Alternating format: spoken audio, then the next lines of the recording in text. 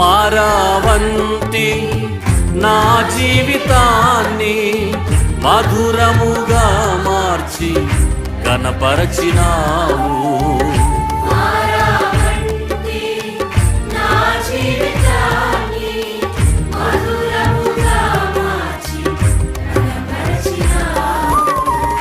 నా ప్రేమ చేత కాదు నీవే నన్ను ప్రేమించి, నా ప్రేమ చేత కాదు నీవే నన్ను ప్రేమించి, రక్తాన్ని చిందించి నన్ను రక్షించావు.